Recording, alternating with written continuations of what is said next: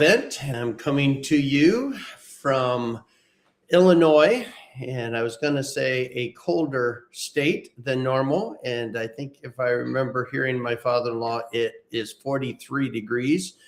And that's just a little nippy, but that's okay. We can put a jacket on and still enjoy the day.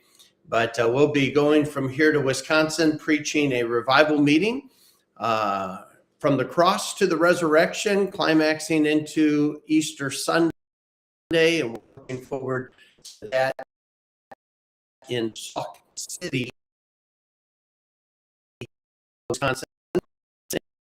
Heading up to the pastor's toolbox, and we'll be seeing some family and then coming back to my in-laws for a couple of days, headed over to the Baptist World Spring Board meeting in Indianapolis area. And so I got a little travel in front of us and some great times, but we're going to make time for you as we travel if it's at all possible. Let me say today's text is a wonderful reminder that God is present.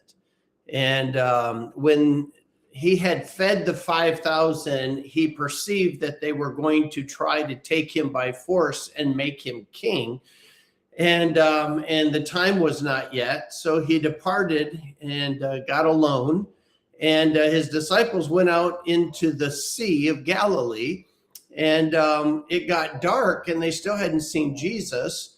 And here comes somebody walking on the water and they are afraid.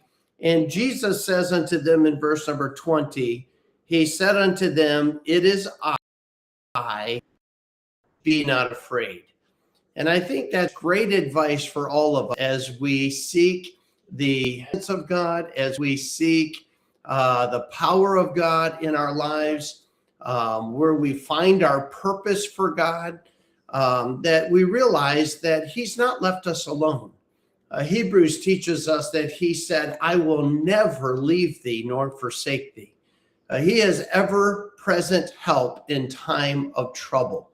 And quite frankly, he's a present cheerleader in time of success and victory.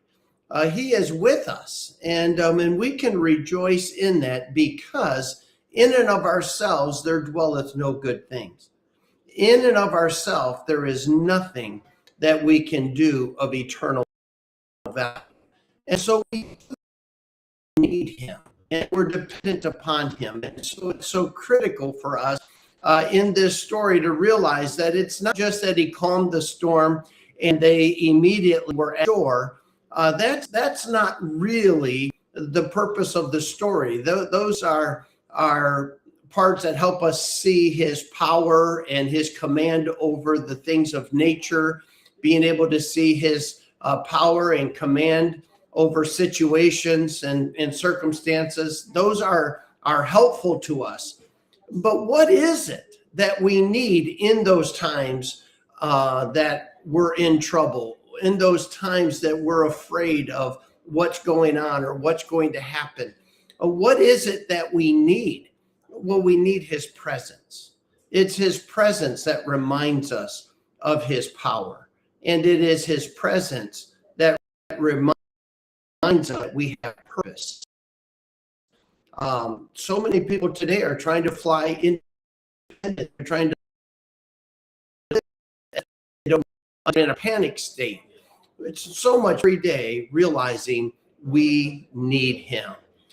Today is ironically April Fool's Day, April 1st, and it is oftentimes a day of practical jokes. I've got a few that I've played down through the years that are great memories. But at the end of the day, April Fool's is really a reminder that we don't have to live life in our own strength.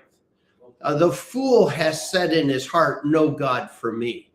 And so we realize that what we need more than anything is his presence, his power, and the purpose that he brings to us, that God didn't even put it in man, Jeremiah 10:23 says, to direct his own steps, to run his own life.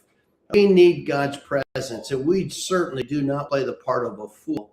We want the fear of God, the respect of God, the standing in awe of who He is every moment of every day, so that He can fill us with knowledge and direction of His will for our lives. So it is a comfort to my heart to know that no matter what I'm facing, Jesus says, "Be not afraid, it is I." He is present with us. God bless you. I hope you have a great day. I hope that encourages your heart. We'll look forward to seeing you again tomorrow. God